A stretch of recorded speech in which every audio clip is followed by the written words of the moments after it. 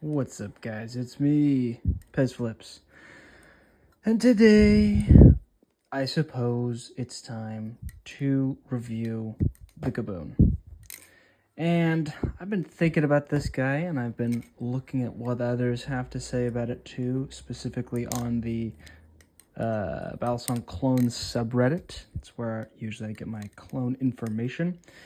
And for those of you who have purchased through BBKS, I encounter an interesting dilemma. Now, this is probably going to apply, I don't know if it applies to other makers, but this will apply to BBKS's distribution of this knife, I suppose. Now, I don't exactly know, because I haven't purchased the same clone from different distributors before.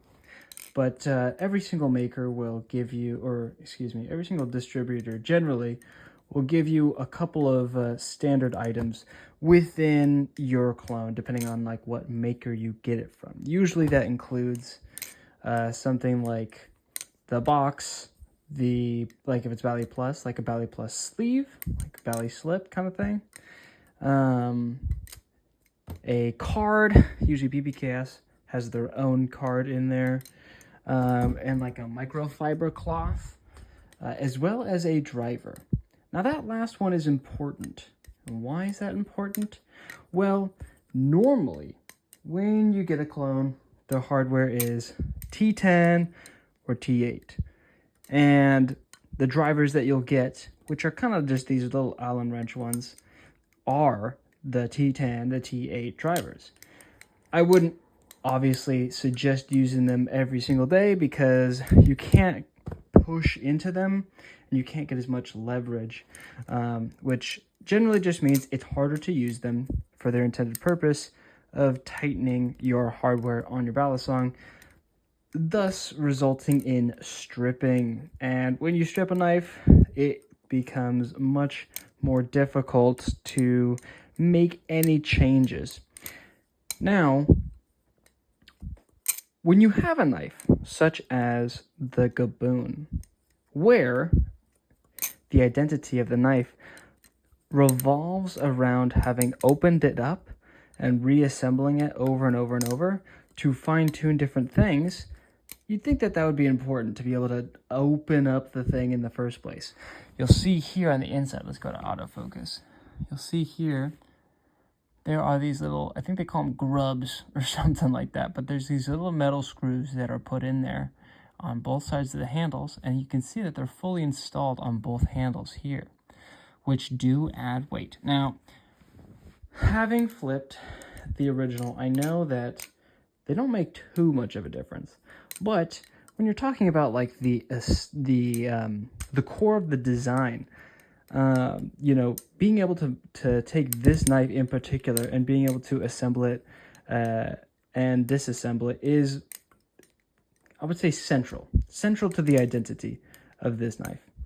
Now, the problem is that BBKS doesn't send you the correct driver for this hardware, and that is because this is T15, which is crazy. That's actually really good. T15 is something that you don't see with a lot of clone hardware. And while I haven't been able to really test it, if this is good T15 hardware or not, that is impressive.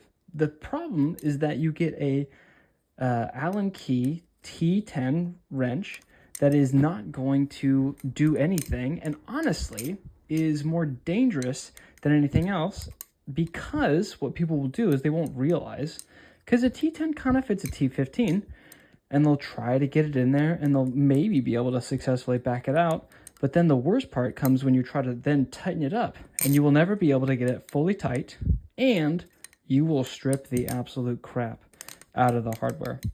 So my review on this is somewhat limited because I haven't been able to take the thing apart because I don't own a T15 driver. And you might be saying, well, Pez Flips, that's on you, buddy. You need a T15 driver. But I guess I just assumed that BBKS would have understood that this hardware was, in fact, T15 and given me the appropriate, driver to begin with. now I might be squandering my future opportunities of getting a free clone, I guess, but I still want to be true to what I believe is important to tell you guys. Now, I was waiting a little bit on this because truly I've just been flipping my hair on so much, and I'll speak to my irresponsibility as a reviewer because I did not mention this earlier, but I do think it's important to say this, and I like to take a little bit to collect my thoughts on a knife before doing the final review, that is. So, separate from that very large issue, the knife itself, I'm actually pretty impressed with. I feel like the Gaboon, every Gaboon I've had issues with tolerance, so I've never truly had a bouncy Gaboon. So my expectations might be lower than those who have flipped a well-tuned, authentic one.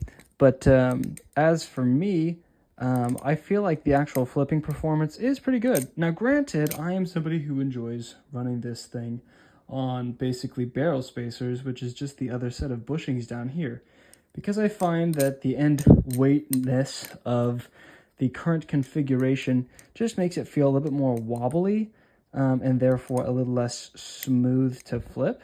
It is very light, and I think that when people talk about how do you maximize the identity of a light balisong while making it still performant, you give it end handle weight, because then it can still carry a momentum similar to a heavier balisong while still being on the lighter side. I just personally find that you can still accomplish that identity while having a little bit less end handle weight, and that fan right there is not nearly as unwieldy. Like, certainly, yes, I can control it. I can go a little slower, hold my angle a little bit more inwards, and it'll be a bit more of a smoother fan. But even here, you can see that it wants to wobble a little bit, which you can get used to for sure. It just isn't my favorite configuration, so I haven't been able to flip it at my favorite configuration. Honestly, one design element that I like more is the fact that the handles are a little bit more boxy, because I feel like I am able to have a bit more control, but it's not boxy to the point where it's uncomfortable. The blade itself, I think, let's see if we get closer here, you can see that, yeah, it's pretty good milling. Like, when I think about the original, obviously it's just my memory, the depth of the milling looks roughly the same. There's a little bit of a more contrast between it, and obviously the steel that they use is a little different as well, because the real Magnica, whereas, I mean, truthfully, I don't know which one this one is, but it has that, like, rainbow shimmer kind of, like, polish or, like, rough wash look to that. Gives me the impression of a cheaper steel, and that's just my own take. I could be completely wrong about that. Now, for the sound, I said that this was a thing that I said in my original first impressions, but the sound on this guy is just meh.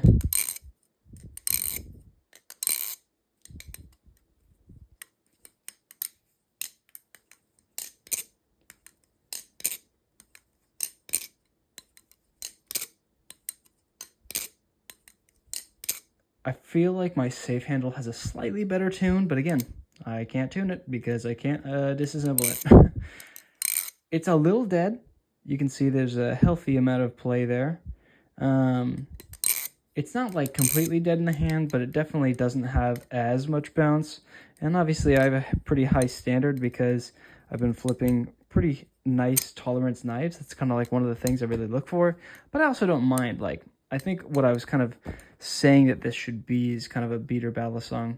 I do think that the one thing that BBKS does well with this guy are the toxic anodes. If you are able to grab a toxic anode and you have to have T15 driver already, I'd say, yeah, go for it, I still believe that the knife itself is good value. It's just disappointing that what it comes with kind of prevents you from even really experiencing a lot of what this knife really should have to offer. So, yeah, that's really all I have to say about it right now. If you like a light balisong with titanium, if you're looking to get, if you've been like flipping aluminum and you want to try titanium, I think this is fine. Ultimately, I think there might be some better, more standard titanium experiences that will give you kind of like a normal titanium experience, because I feel like this is kind of on the outer limits of what would be considered like a traditional balisong, especially in the titanium field, where I remember when I first went to Thai that everything was significantly more dense and heavier, and that was something to adjust to. And this, I suppose, in some ways offers a transition to that, but it also has its own uniquities, its own quirkiness with the way the weight distribution is held in it and such. So I think it's super fun as a collector's item. But again, the driver issue fundamentally kind of contradicts with what this thing should be, which is something that you fine-tune with the little grubs or whatever you call them. And to be able to, in my opinion, make the balance better by doing that bushing thing. So buyer beware. I would hope that BBKS would eventually remedy this issue, but also I think it's one of those things where there just aren't a lot of T15 clones out there. So anyways, it's been Pez Flips. Thank you for watching. If you have your own baliplus Gaboon, I'd love to hear what you have to say about it in the comments. But yeah, that's about it. See you later after. Let's do one flipping clip, and when I drop it, then we'll call it.